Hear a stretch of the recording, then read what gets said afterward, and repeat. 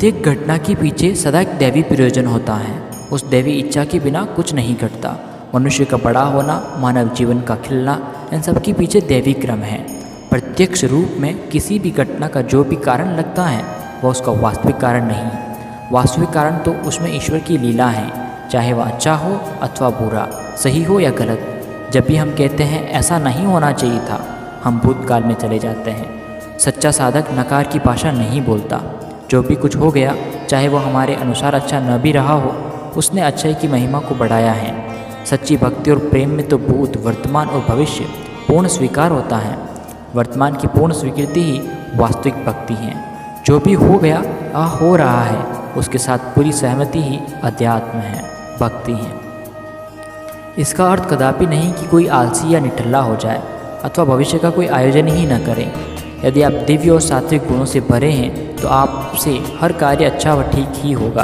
और अगर आप तनाव और नकारात्मक वृत्तियों से ग्रसित हैं तो आपके शुभ विचार भी क्रिया में अशुभ परिणाम में बदल जाते हैं। अतः प्रकृति की प्रक्रिया को सहज निर्बाध रूप से बहने देने के लिए यह अनिवार्य है कि हमारा मन भांति भांति की बाधाओं से मुक्त हो। फिर भी यह बाधाएं आ ही जाते तो उन्हें रास्ते के पत्थर की तरह नहीं बल्कि प्रगति की सीढ़ी की तरह स्वीकार लेना ही उचित होगा। फिर नीचे की ओर देखने की न कोई आवश्यकता है और न अवसर।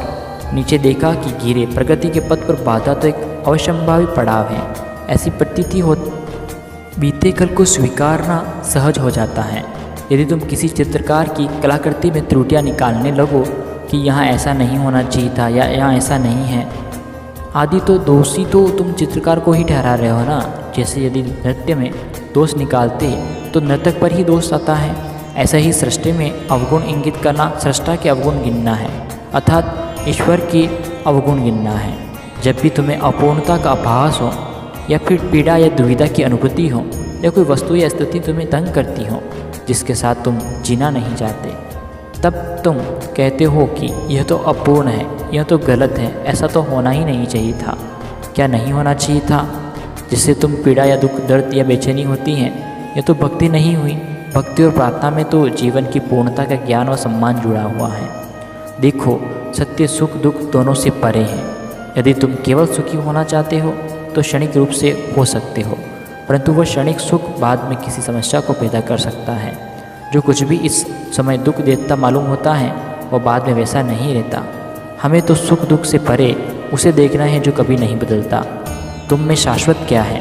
तुम में अपरिवर्तनीय क्या है? तुम्हारे विचार, संवेदनाएं, भावनाएं बदल रहे हैं, परिस्थितियां और लोग भी बदल रहे हैं। इस परिवर्तन चक्र में देखो, क्या तुम में कुछ ऐसा है जो कभी नहीं बदल रहा है? एक और विचारणीय तथ्य यह है कि तुम्हारा मन एक शीशे के समान है। कोई घटना घटी और यदि तुम पकड़ कर बैठ जाओ कि ऐसा तो नहीं होना चाहिए था, तो फिर बहुत समय तक तुम्हारा मन उसे घसीटता रहता है और इस घटना की छाप मन पर जमी रहती है। मन तो शीशा है। शीशे के सामने यदि कोई भला व्यक्ति आ जाए तो शीशा उसे देर तक ठहरने के लिए नहीं कहता, और यदि कोई बुरा व्यक्ति आ जाए तो उसे दूर नहीं धकेलता। वह तो केवल उसे प्रतिबिंबित करता है और जो है उसे होने देता है। इसी तरह हमारा मन भी है। जब शीशे के सामने सभी घटनाओं को साक्षी बन जाता है तो ऐसी स्थिति में कर्मों के बंधन कट जाते हैं, भस्मीभूत हो जाते हैं। मन को शीशा ही रहना है, बस इसका बोध सदा बना रहे। अब ये बोध कैसा बना रहे? जब हम घटनाओं की अस्थिरता और क्षणिकता के प्रति जागरूक होने लगते हैं। संसार में हम एक दिन आए हैं और एक दिन चले जाएंगे। इस सत्य के प्रति चेतन होने के लगेंगे। यदि चेतना नहीं जागती तो हम क्षुद्र में उलझ कर रह जाते हैं। इधर उधर की छोटी छोटी बातें हमें अशांत कर देती हैं।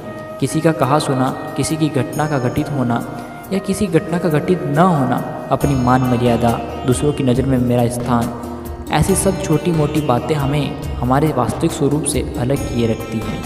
ऐसे में हमारा मन एक तालाब की भांति हो जाता है जिसमें छोटा सा कंकड़ भी उथल पुथल मचा देता है। इसके लिए तो एक ही उपाय है, सत्य के प्रति जागरूकता तथा उसमें पूरी आस्था। तब तुम्हारी गहराई से उठी शांति और लयबद्धता को कुछ भी विचलित नहीं कर सकेगा।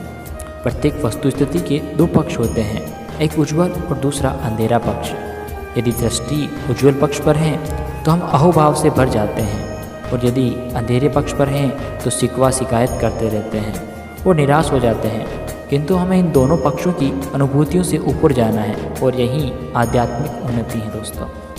जीवन में 3 चीज़ों की उपलब्धि सचमुच कठिन है। पहला, यह मनुष्य का जीवन। दूसरा, मनुष्य जीवन मिलने के उपरांत अध्यात्म में रुचि और साधना। आप देखते हो कि लाखों लोगों का रुख इस ओर नहीं होता। समाज में कुछ गिने चुने लोगों की ही अध्यात्म और साधना का स्वाद लगता है, और यह स्वाद एक प्रसाद है, उसकी अनुकंपा है। अधिकतर लोग तो एक मशीन की तरह जी रहे हैं, बस खाना पीना और सोना। उन्हें जीवन के वास्तविक मूल्यों का कुछ पता नहीं। ऐसे लोगों को जीवन की कोई सार्थकता भी नहीं दोस्तों, यह उनका दुर्भाग्य है। ऐसे भाग्यहीन लोगों को जीवन की नश्वरता और परिवर्तनशीलता की भनक तक नहीं पड़ती। हालांकि यह जीवन का सत्य है और इसी से जीवन मूल्यवान है। और तीसरी चीज़, किसी संत सद्गुरु का सानिध्य जो बहुत मुश्किल से मिलता है। इसके लिए चाहिए प्रतीक्षा। उचित समय पर ज्यों भी हो जाता है, पर तब तक धैर्य, असीम धैर्य और प्रतीक्षा की आवश्यकता होती है दोस्तों। एक बार एक महात्मा ने एक कहानी सुनाई। उनके 2 शिष्य थे। उनमें से एक वृद्ध था। उनका बहुत पुराना और पक्का अनुयायी था, कड़ी साधना करने वाला था। एक दिन उसने गुरु से पूछा, मुझे मोक्ष या बुद्धत्व की प्राप्ति कब होगी? गुरु बोले, अभी 3 जन्म और लगेंगे। ये सुनते ही शिष्य ने कहा, मैं 20 वर्षों से कड़ी साधना में लगा हूँ, मुझे क्या आप अनाड़ी समझते हैं? 20 साल की साधना के बाद भी 3 जन्म और नहीं। वह इतना क्रोधित और निराश हो गया कि उसने वहीं अपनी माला तोड़ दी, उसका आसन पटक दिया और चला गया। दूसरा अनुयायी एक युवा लड़का था।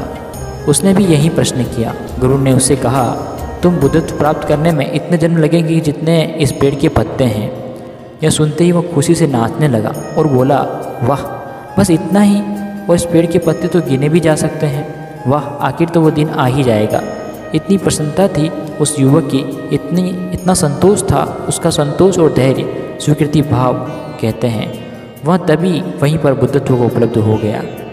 धैर्य ही बुद्धत्व का मूल मंत्र है दोस्तों। अनंत धैर्य और प्रतीक्षा। परंतु प्रेम में प्रतीक्षा है तो कठिन है। अधिकांश व्यक्ति तो जीवन में प्रतीक्षा निराश होकर ही करते हैं, प्रेम से नहीं कर पाते दोस्तों। प्रतीक्षा भी 2 प्रकार की होती हैं। एक है निराश मन से प्रतीक्षा करना और निराश होते ही जाना। दूसरी है प्रेम में प्रतीक्षा, जिसका हर क्षण उत्साह उल्लास से भरा होता है। ऐसी प्रतीक्षा अपने आप में एक उत्सव है, क्योंकि मिलन होते ही प्राप्ति का सुख समाप्त हो जाता है। तुमने देखा, जो है उसमें हमें सुख नहीं मिलता, जो नहीं है उसमें मन सुख ढूंढता है, उसी दिशा में मन भागता है। हाँ, तो प्रतीक्षा अपने में ही एक बहुत बढ़िया साधना है हमारे विकास के लिए। प्रतीक्षा प्रेम की क्षमता और हमारी स्वीकृति का भाव बढ़ाती है। अपने भीतर की गहराइयों को मापने का एक सुंदर पैमाना है। यह प्रेम पथ पर अपने में पूर्ण और जीवन से जुड़ा हुआ है। ऐसा नहीं है कि कुछ नित्य नियम कुछ समय के लिए करके फिर वहीं अपनी मशीन जीवन जीते रहें और गिला शिकवा करते रहें कि हमें तो कोई गहरा अनुभव होता ही नहीं। ऐसी शिकायतें मुझे कई लोगों से सुनने को मिलती हैं कि उनकी साधना अर्चना तो ठीक है, परंतु वह उनके जीवन का एक अटूट अंग नहीं बन पाई और न ही उनके जीवन में कोई बदलाव आया है। बस यहीं पर आत्मज्ञान की आवश्यकता है। अभ्यास और वैराग्य आत्मोन्नति के 2 अंग हैं। आत्मज्ञान का यह पक्ष जीवंत है, अतः जीवंत में उठते बैठते चलते फिरते सोते जागते यह अनश्वर सत्य कि मैं आत्मा हूँ हमारे भीतर सुदृढ़ होता जाता है। इस पथ ने प्रेम, ज्ञान, कर्म, सेवा सबको अपने भीतर समाहित कर लिया, ताकि विश्व चेतना का झरना सदा बहता रहे दोस्तों। बुद्धत्व किसी भी व्याख्या से परे है। शिकायत की हदों से पार की अवस्था ही एक अनुभूति है। धन्यवाद दोस्तों।